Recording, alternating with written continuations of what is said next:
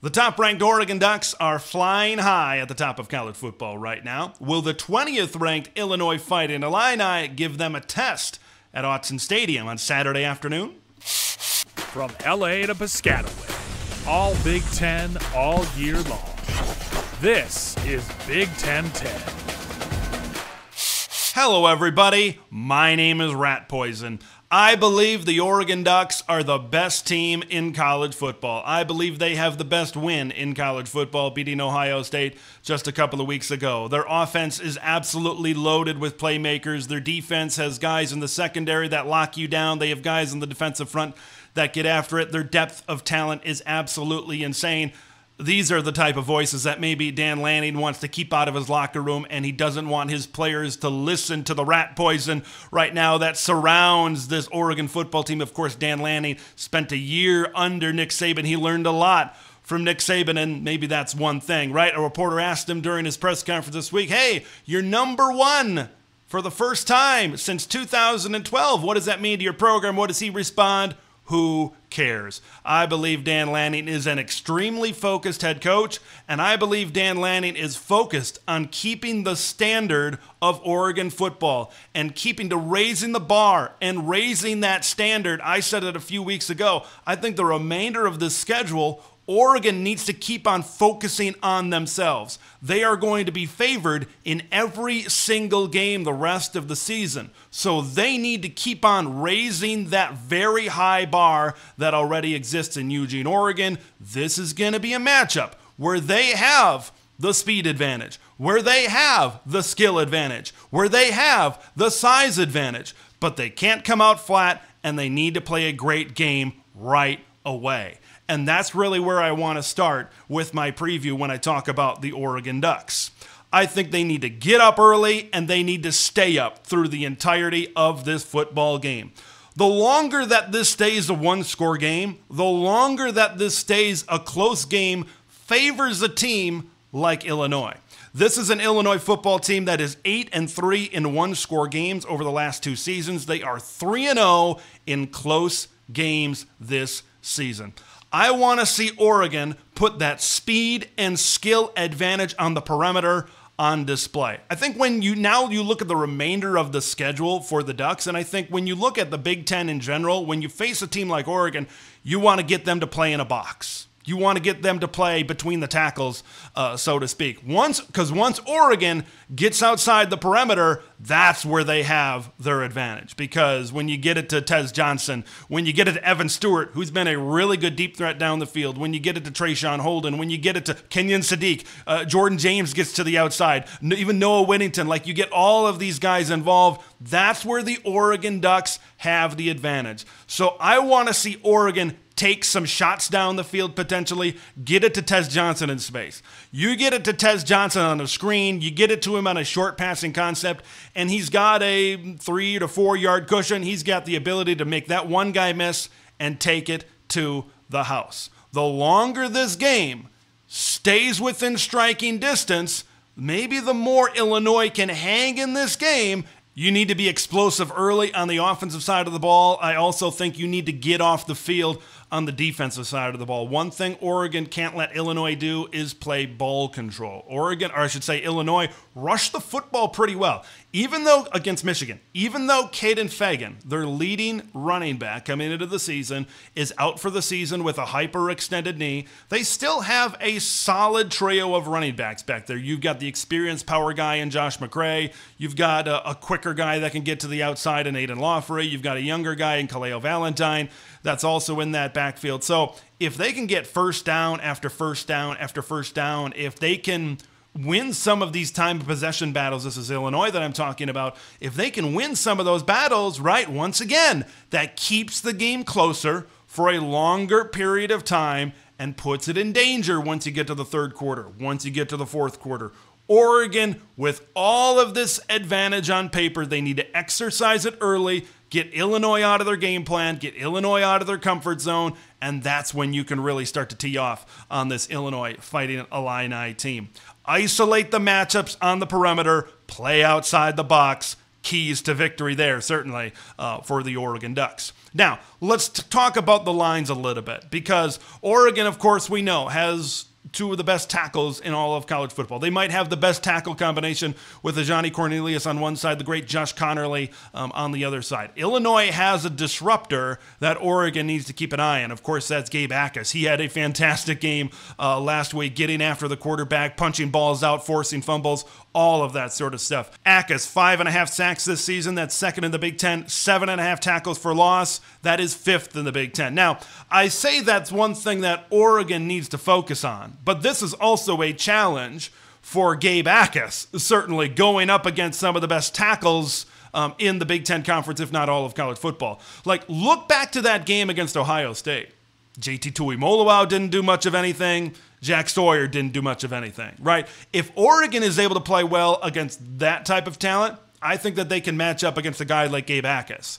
And if they prevent Gabe Akes from wreaking havoc, this is an Oregon offense that's going to play with a lot more comfort, and they're going to be able to get more explosive plays, certainly, down the field as well.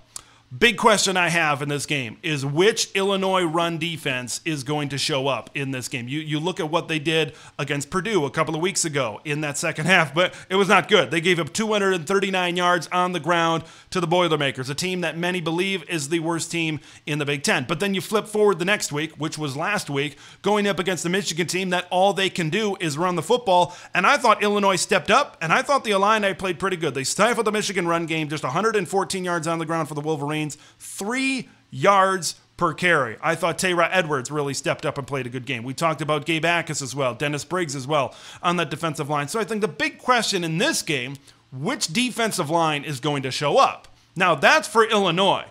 I think whether Illinois' good defensive line shows up or poor defensive line shows up, I still think Oregon certainly has the advantage up front. I still certainly think that Oregon can run the football with Jordan James. I thought they stuck with the run game against Ohio State, and you saw what happened. I talked about it at the top of this preview.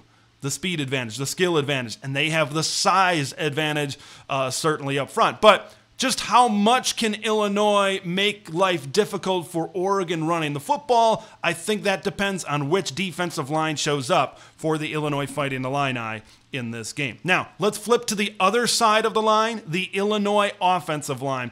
I think, once again, we come down to the trenches. This is where college football and Big Ten games are decided. And Oregon has the advantage in the trenches on both sides of the football. This is an Illinois offensive line that is giving up 3.3 sacks per game. Okay, that is one of the 10 worst right now in all of college football. They're giving up 4.3 sacks in their last 3 games. Now you might say, well, there's no Jordan Burch yet again. Well, I come back with you and say depth of talent, Mateo Uiagalelei. He has stepped up big time in the absence of Jordan Burch. He was playing good before Jordan Burch, and now he's really stepped into a bigger role on that defensive end spot for the Oregon Ducks.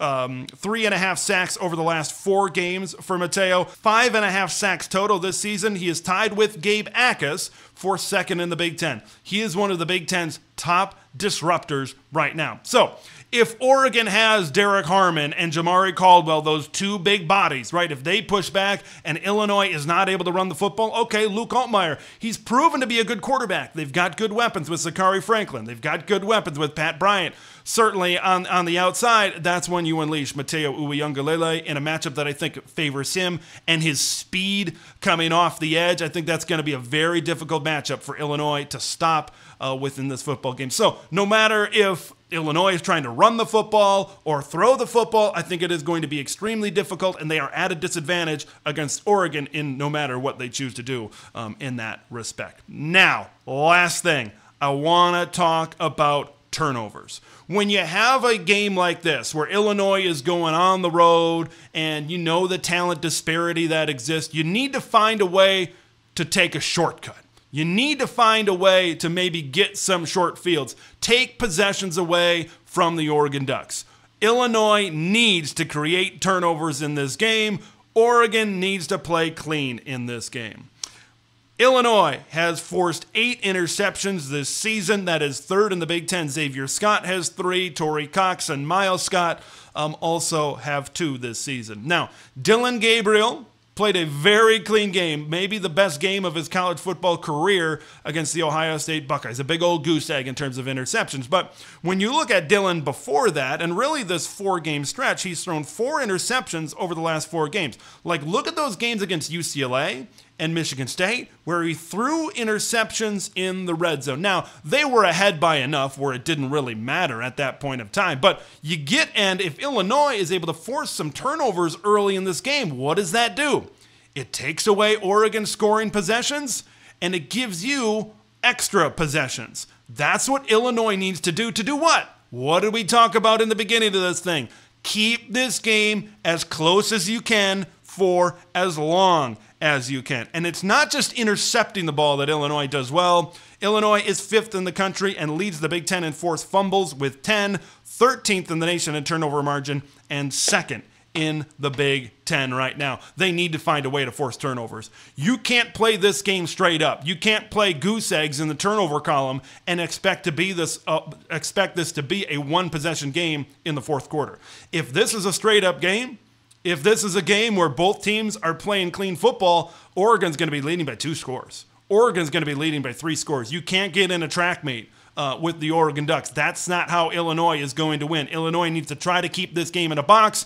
Illinois needs to attempt to win the turnover battle in this game. That's what the orange and blue need to do to stay in this one. I think Oregon's going to come out focused. I think Oregon's going to keep on raising the bar, raising the standard of Duck football. Being at Autzen Stadium in a ranked matchup on CBS, I certainly think the crowd is going to be into this one as well, considering how well the Ducks are playing. There is high energy, certainly within this fan base right now. All right, it is prediction time. I talked about raising the bar. I talked about raising the standard. I talked about playing clean football. I think Oregon is going to do all of those things at Autzen Stadium. I think Oregon is going to win this one, and I think they're going to win it by a lot. I've got the final score, Oregon 31, Illinois 13. I think this has all the makings of Oregon really starting off hot, getting off to a hot start. This one could be something like 21-3 at half, and then Oregon coasts in the second half. I hear the Oregon coast is beautiful this time of year and really any time of year, and Oregon football is beautiful this time of year and any time of year. I think the Ducks get a convincing win against the Illinois Fighting Illini. That's what I think. What do you think? Leave all your thoughts and score predictions in the comments below. I'm Big Ten Ted. We will see you in the next one.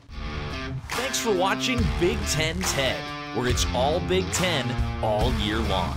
Make sure to like the video to spread the word of Big Ten Ted to the masses, and subscribe to the channel for updates on Big Ten content that drops every day.